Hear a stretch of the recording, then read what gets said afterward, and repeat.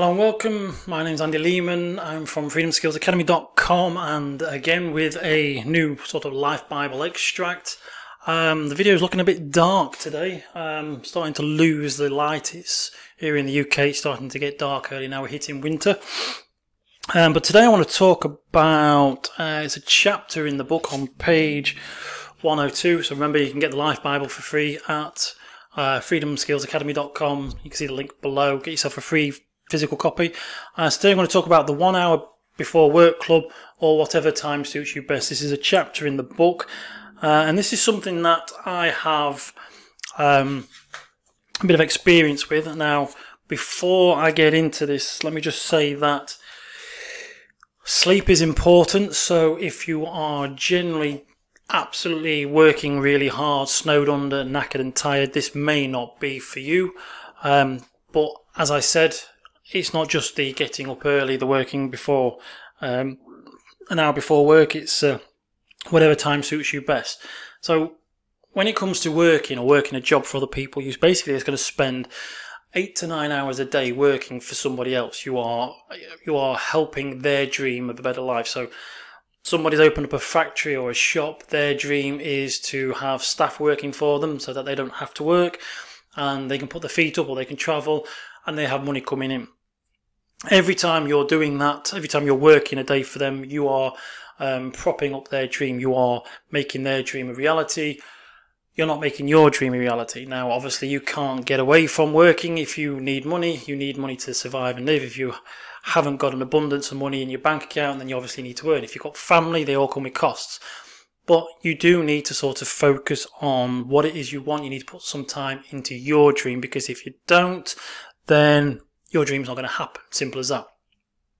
So one of the things that some people do, and that is that they join the 1 hour before work club, or it's been known as the 5 a.m. club, the 6 a.m. club. Myself and John, we did this in the past, and doing that was part responsible for helping me change my life and my career.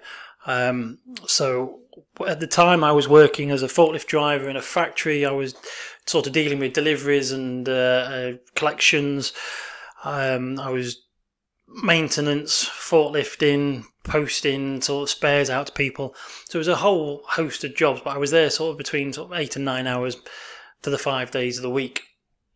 Coming home, and then if you've seen in a previous video, my good lady has ME and fibro, so sometimes she needs a bit of help. And as well as being sort of tired evenings, I was working, but on some of my own stuff. But it wasn't really until I started getting up an hour early in the morning, when I was able to come to the work to my office and start working on my laptop. That is when things started to change. A lot of this book was kind of written around that time. Excuse me, I've got a bit of a tickly nose.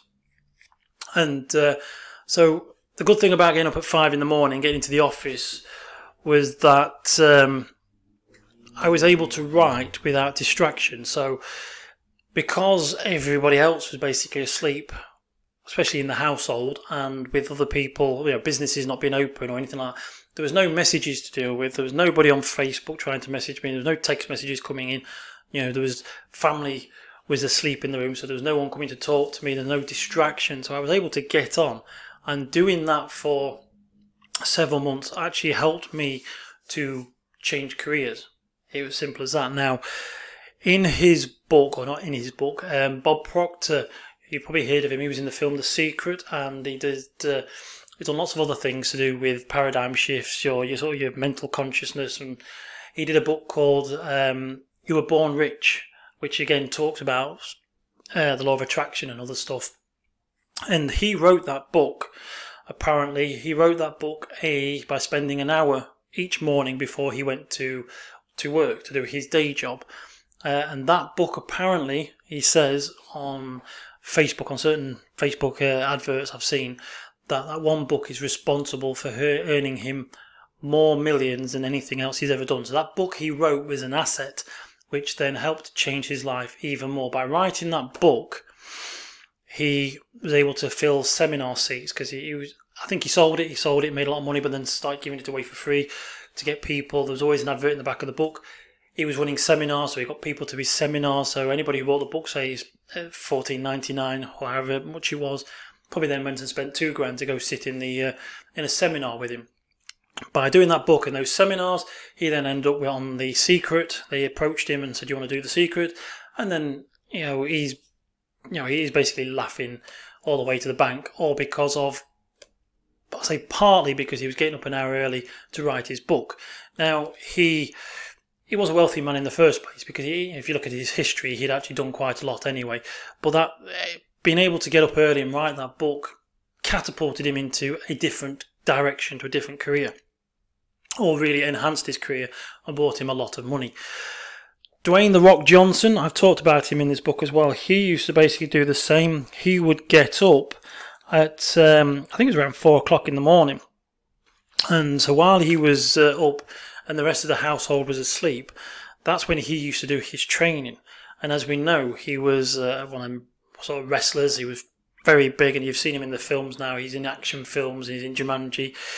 And he's got to that point because obviously his physique was brilliant for films. He obviously wanted to do acting, so he learned about this could be a video for another day, is the sort of the law of progression. Obviously you start with a seed and you go into a seedling, then into a sapling, into a tree, so to speak. So he did his body training, got himself all buffed, did his wrestling, then it moved on to the filming, and everything else kind of all followed suit, but very much the same like Arnold Schwarzenegger. While Arnold Schwarzenegger was doing his weight training, while he was Mr. Universe, he wanted to be an actor. So while in the evenings, when he had a spare hour or two, he was going and doing acting lessons, which then had a knock-on effect. So again, this goes back to the video, the cause and effect that we talked about. They spent their time doing stuff which helped enhance their career. So what this video is about today is joining the 1 hour before work club, or whatever time suits you. So if you've got something that you want to do, you need to change, or you need to learn, then it's probably a good idea to try and get up an hour early and spend some time doing that before you go to work. As we said, if you're going to spend 8 to 9 hours a day propping up somebody else's dream, that is detrimental to your dream. You need to find time to work on your dream, because otherwise you could be doing the 8 to 9 hours for years to come. I've been there. It's horrible. I learned quite late. If you're still quite young, try and learn now. Start putting yourself first. If you can do it, get up an hour early, spend some time doing something, completely focus for an hour on that project that you're doing, completely free of distraction. Now, you can have a bit of music on. I used to work with the music on. I'd write. Used to do quite a lot of writing in that hour. I was amazed at how much I could get done. Some mornings, depending on how really tired I felt, or if I felt a bit rough, sometimes you didn't get a huge amount done. But on other days, I could do like 2-3 days worth of writing in one sitting. It was really, really, really good. And like I say, that has helped change my career. So I now work from home, remote worker, freelance worker, working for other people. I'm basically living my dream and not working to pay somebody else's dream. If you have a family, then trying to get up early in the morning could be quite a nightmare. And so a lot of kids get up early anyway, so you're probably up with them, trying to get ready for school, or they may be coming into your room, so it could be difficult. Your time might be at night time. If they're really young, you might be like J.K. Rowling. You might end up having to do your work while they're asleep if you're not working, if you're not in a job. J.K. Rowling apparently used to go around cafes and places in Edinburgh, do her writing while the little one was asleep. And that's when the first Harry Potter book was written.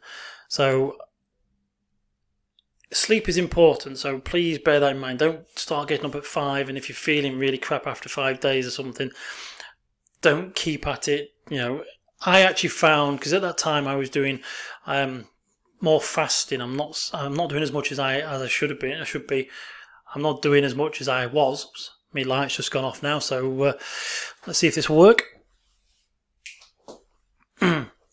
Kind of makes me look a little bit, it's a makeshift sort of camera lighting system here, but that's the whole point, the whole ethos of the Freedom Skills Academy is that you have to do stuff to change your life, and it doesn't need to cost a bomb. I'm not in a professional studio, I don't need to be.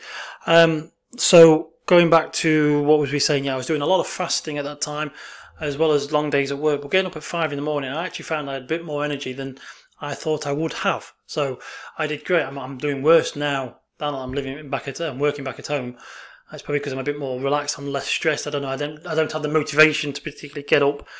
So I had the motivation to get up because I needed to change my life for the better. And so I did that. I would get up an hour early, work in the office, go and do the job, come home and do a bit more. But you've also got to remember is, like I say, if you're really tired, be careful. Sleep is important. And if you're doing work which is, you need to be quite alert and awake. Like when I was doing the forklifting, if I was starting to feel really tired and groggy, then I would obviously not be doing the hour before work. But I was fine, so I wasn't too bad. But if you're in a similar situation where you need to be in charge of machinery, then you do not need to make yourself more tired. Get some sleep. But yeah, so don't hurt yourself, whatever you do. But basically, you've got to put some time into your dream. The whole success is all about consistency. It's about turning up day after day after day, doing the stuff. So you've got to turn up and do the work. You can't be a successful writer if you haven't written a book. You can't be a successful YouTuber if you don't make the videos. You can all have these dreams. We can all wish, want, and we can all visualize and try and attract. But without action, as we said, nothing's going to happen. So you need to find the time. Doesn't have to be every day. It could be once a day. Could be a couple of times a week. If you can do once a day, that's brilliant. I used to do the 5 days. I didn't do it at the weekend. But every hour that you spend on your work, on your own dream, is an hour closer to the destination, to the final result. Not going to be easy, obviously. If you were to work 40 hours a week at it, you will get there a lot quicker. But if that doesn't apply, if you haven't got the opportunity, then you're going to have to carve out what hour you can. So if that's an hour before work, if that is an hour at the end of the day, whatever it is, you've got to do it. Okay, because otherwise you're not going to make any changes. It's simple as that. So I'm going to bring this video to a close. This isn't a long one. This doesn't necessarily need to be. It was just kind of talking about the utilising an extra spare hour. Basically, the hour for me and for many others was, we called it the 1 hour before work club, or the 5 a.m. club, the 6 a.m. club, whichever. You've just got to try and find the time. And as we know, time is difficult for lots of people who've got families. There's lots of demands on your life, personal demands, life, family demands. And if you need money, you've obviously got to keep a job. You've got to go to work. If you've got a mortgage, rent, you need to keep them paying. So you've got to keep going to work. But you're not going to be able to change your circumstances if you don't get to work on your own dream. Please don't get into the rut where you're funding somebody else's dream. Okay, as we mentioned in the previous videos, in other videos, the whole idea of these videos and the whole idea of the Freedom Skills Academy is to give you more freedom, to help you get more freedom. And so that means you've got to be mindful of what you do. You've got to be mindful of what you spend your time on. You've got to be mindful of what you spend your money on. You've got to be mindful of the things that you think, say and do. You've got to understand cause and effect. All these things help you get the freedom that you deserve. But if you don't focus on those things, you can get stuck doing 8 to 9 hours for other people, and you are paying them to have their freedom. You're paying them to have their spare time. You're paying them to live the life of Riley, which is probably the life that you want. So you've got to find the time to do the work. And like I say, if that means getting up an hour early in the morning, do so. If it's an hour at the end of the day because your children are young and they've gone to bed, that's your time. Sometimes it's kind of hard. There's always a pressure of, if your wife, husband, boyfriend, girlfriend want to spend time with you, they want to see you. It's understandable. They love you. Obviously, you're a great person. You want to spend time with them. But you have to understand that there's also going to be an effect on that cause. So if you spend a lot of time with your loved one, as much as it could be wonderful and you're smitten, a few years' time, you may not feel the same. You may become more familiar and less needed to be around each other. But by that time, you could also be skinned and stuck in the job where you're paying someone else's dream. You've probably put yours on the back burner, and that is something that, it's fine if you're happy with that, but life is short, life is precious, so you might need to sort of have a few awkward moments where you just make a decision to go and do your work in the evening and not spend time with your partner, who may not be happy about that. They may be a bit resentful, but their emotional happiness shouldn't be a demand on you. You shouldn't be responsible for their emotional happiness. But obviously, you don't want to be a bit of a knob and not spend any time with them and just be completely aloof and just ignore them. There's got to be a bit of a balance. But if you want to make some changes in your life, you're going to need to find some time. So, like I say, Try and get up an hour early in the morning if you can, unless you're really, really tired. Don't, make yourself go without too much sleep. If you can do it, then brilliant. If not, find the time elsewhere, maybe in the evening, in the afternoon, wherever you've got spare. But work on your own dream, because if you don't, you'll just spend the rest of your life paying for somebody else's. Okay, so I'm going to bring this video to close, and I'm just going to say quickly, apologies that the video was a bit, the light disappeared and all went a bit dark. It was a bit dark at the beginning. Winter's approaching, it's night time, so I can only work with what I've got.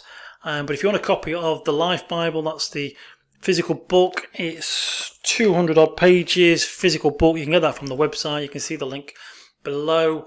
We'll post it around the world, just paste shipping.